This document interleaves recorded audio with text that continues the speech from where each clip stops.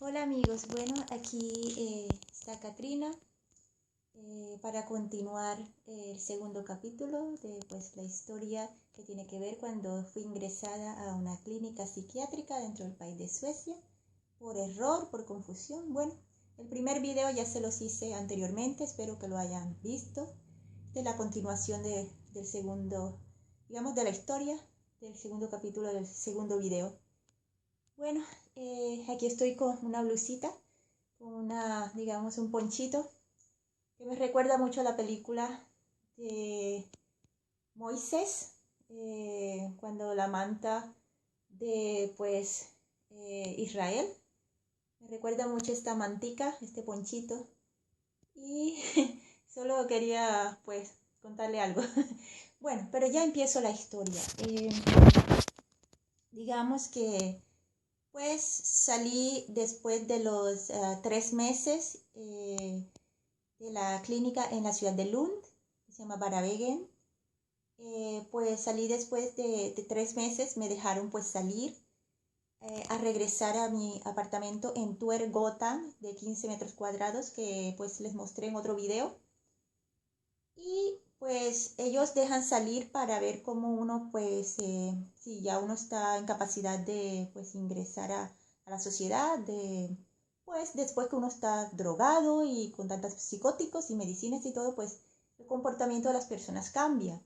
Entonces ellos aseguran de, pues, como dicen, soltarlo a uno un día, 2 días y luego, pues ellos saben que no podemos ser nosotros mismos y que necesitamos por obligación regresar porque pues los psicóticos tienen un poco de adicción y también pues si uno está drogado pues necesita esos componentes y no se puede uno estar en la casa ni atenderse uno mismo porque uno está muy débil. Entonces me dejaron salir después de 3 meses, un día y medio. Al día y medio me enviaron un carro con un chofer a recogerme y pues me ingresaron de nuevo. No, perdón, yo estaba muy asustada cuando salí, regresé, dije, wow, me escapé. Entonces regresé al apartamento y luego fui a la social y luego 2 policías que salieron de pronto estaban esperando con un carro de la policía y pues creo que no eran policías originales suecos y pues me recogieron a la fuerza y me llevaron en el carro y me ingresaron de nuevo a la clínica. Entonces ahí estuve como otros casi 3 meses ingresada y fue la etapa más cruel, la más difícil que me tocó sobrevivir porque en ese tiempo pues había un personal de trabajo que cuidaba de mí, sí, que se preocupaban cómo estaba, que pues me atendían bien. Habían otros grupos que entraban de pronto cuando ellos salían, cuando ellos iban a su casa, y eran pues diferentes grupos. Y había pues, digamos, ya les había contado que había doctores y personal de salud que no eran doctores ni personal de salud, pero que trabajaban allí y ocupaban esos puestos. Entonces había pues, me encontré con gente pues infiltrada en grupos que ya les conté. Eh, Habían grupos de Turquía, grupos árabes de Dubái, había grupos de Turquía, había grupos de Norteamérica, mexicanos, y también había grupos, que recuerdo, había ingleses de Inglaterra, había grupos africanos y españoles. Digamos que muchos de esos grupos estaban en mafias, ¿sí? Y utilizaban a los pacientes. También había grupos de organizaciones, había grupos de medios de comunicación y también había grupos japoneses, ¿sí? Había grupos, mm, digamos, de sectas también en ese lugar. Y pues en ese tiempo empecé pues a estar un poco más recaída, más enferma, tanto mental como física, estaba muy débil. Me empezaron a dar medicamentos más fuertes, psicóticos más fuertes, drogas. Seguían las películas de terror y psicopatismo por las noches. Recuerdo que me llevaron a una sección, a otro sector de la misma clínica, donde me ofrecieron pues probar una silla que era una silla para masajes del cuerpo, para masajes musculares, y pues yo probé esta silla y resulta que no era así. Era una silla donde tenían un mecanismo especial para hacerte hablar cosas muy, muy secretas, muy personales, como tipo de experimento. Y pues en esa silla era como si tú estuvieras en una silla un poco eléctrica, pero a diferencia de que esta silla te hacía confesar cosas, te hacía decir cosas, no sé, quizás es un método que tengan ellos, no sé. Bueno, pasé por esa prueba, después salí, ya empezaba a tener un poco alucinaciones, pero al mismo tiempo mi cuerpo y mi cerebro físico era muy fuerte y habían por lo menos el 50% de mí estaba enloquecido y el otro 25% estaba muy bien y el otro 25% estaba un poco así como que nublado, inestable. Entonces me cambiaban de sesiones, a veces un día, una noche me pusieron a dormir en el piso de los pisos de abajo y era muy oscuro, me sentía como en el terreno de Drácula, de los vampiros. El personal de trabajo tenía una dentadura totalmente vampirisca. La idea era como que asustarme, atemorizarme y pues yo cuando ya entendí, ya uno pierde como que el miedo, uno pierde el miedo de tanto que uno observa, de tanto que le hacen a uno, de tanta tortura, de tanta maltrato psicológico, ya uno como que pierde el miedo. Entonces, pues eso me pasó a mí. Yo estaba en ese cuarto encerrada, eh, con una ventana gruesa, una ventanita de 25 centímetros que solo podía medio abrirse, el resto de la puerta es cerrada y fue muy cruel, fue muy cruel. Digamos que salí de ahí como a los 2 días, me llevaron a otra sesión, pasé por todas las sesiones de la clínica, sí, muchas sesiones, conocí muchas sesiones y observaba y miraba y pues me daba cuenta de las cosas, pero al mismo tiempo veía a otros pacientes que pues hacían así, me hacían así, decían que esto pasaba, que... Entonces yo pues entendía las señales y pues continuaba, ¿no? En ese periodo pues hubo una persona que trabajaba para la policía, ¿sí? Y estaba ahí, también, no sé, estaba creo que como que recibiendo algo de tratamiento, no sé qué estaba haciendo ahí, pero pues creo que más bien lo que estaban era tratando de venderme, o que me vendiera o que me entregara sexual a este hombre. Y pues recuerdo que nos dimos un beso. Yo estaba muy con psicóticos, muy drogada, pero yo recuerdo en parte lo que pasó. Pues no abusó de mí, no me tocó, solamente me dio un beso y luego me mostró, pues me dijo que me mostró fotos de su casa y me mostró fotos me dijo que era de la policía, que trabajaba para la policía, que me observaba, que pues si yo quería pues ser su pareja, algo así. Entonces yo dije, bueno, ¿y esto qué es? Entonces fue cuando me di cuenta y después de ahí solamente hablamos un par de horas. Luego él se fue y luego me llevaron a otro sector. Y les cuento que también otra pesadilla eran las duchas, cuando tocaba bañarme en esas duchas. No había nada en las duchas, sí. Solamente el escobillón para barrer el agua y pues tu jabón o tu líquido para bañarte. Y la ducha era de esas duchas de arriba que expanden todo el agua en todo el baño y un agua un poco fría. Y pues yo enfermé mucho digamos, mm, enfermé mucho porque yo no estoy acostumbrada a bañarme con ese tipo de ducha, ni tampoco con ese tipo de agua y así fría y también que, bueno, que bañe todo el baño. Entonces era un desastre, yo no quería bañarme el cabello, pasaba como 3 semanas sin bañarme el cabello, horrible. Eh, entonces me bañaba a veces medio cuerpo, o sea, es una tortura, tremendo.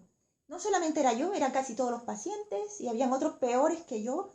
Y había una muchacha de Japón, japonesa, hablaba mucho conmigo y dentro me hacía ver que era paciente. Habían dos más de chinas. Las dos mujeres chinas estaban drogadas completamente, eso parecía una chimenea. En ese tiempo había mucho narcótico en el aire, en los pasillos, y había muchos inmigrantes, ya les había contado. Estas chinas pues estaban full drogadas y estaban pendientes de todo lo que pasaba conmigo. La japonesa pues también, pero la japonesa hablaba conmigo a veces y pues, yo pensaba que era paciente, pero después me di cuenta que no era paciente, que tenía una bata de doctora y que también la vi en otros sectores como doctora y yo dije, Dios mío, ¿esto qué es? Estoy secuestrada, ¿qué es esto? Por Dios, ¿dónde estoy yo? No comprendo dónde estoy. Entonces, ¿y quiénes son estos? ¿Y por qué hacen esto? Bueno, a la japonesa la dejé hablé muchas cosas con ella, sí. Después la dejé de ver, mmm, cuando ya empecé a verla como una bata, como doctora, como en otros sectores. Sé que la encerraron en una habitación también. Eh, Sé que ella gritaba, no sé qué hacían con ella. También, no tengo idea. Porque cuando ya uno lo encerraban, cuando ya uno se encerraba en sus cuartos, pues ahí quedaba dentro y lo mejor era no salir porque a veces le advertían a uno que no saliéramos a la puerta. Entonces, mmm, después de eso empecé a, pues, me llevaron a unos sectores donde me pusieron unas inyecciones en el cuello. No sabía que era eso, pero me inyectaron 2, 3 veces unas inyecciones.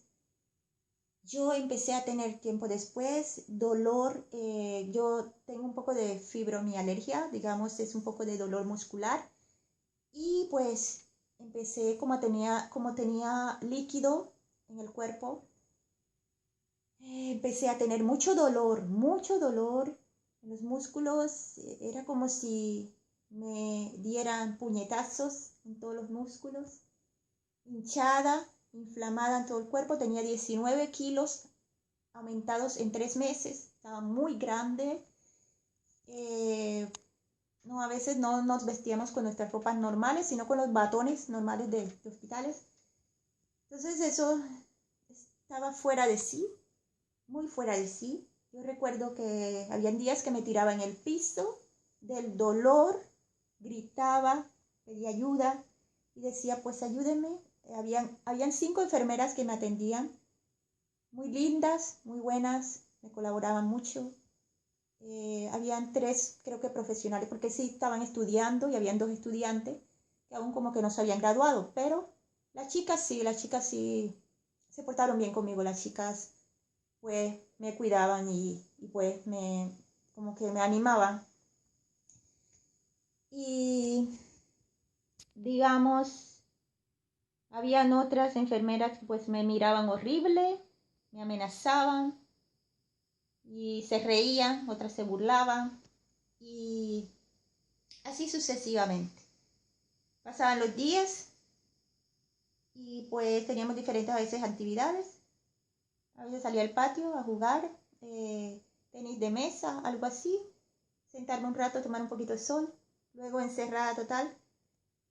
Dentro teníamos una bicicleta para entrenar, pues, pero de tanto dolor muscular, pues yo no tenía ganas ni de hacer ejercicio, nada, porque yo estaba fuera de sí, estaba perdida, estaba fuera, estaba, no era yo, definitivamente. Y eh, yo empecé a comprender qué pasaba, yo empecé a comprender que no estaba en el lugar correcto, que inclusive pareciera que estuviera secuestrada, y en parte lo estaba, porque después del tiempo descubrí que mi madre recibía llamadas de la clínica porque querían en parte extorsionarla y querían también preguntarle que si tenía dinero y cosas así. Y mi mamá hasta se asustaba y ella después cuando habló conmigo me contó ciertas cosas.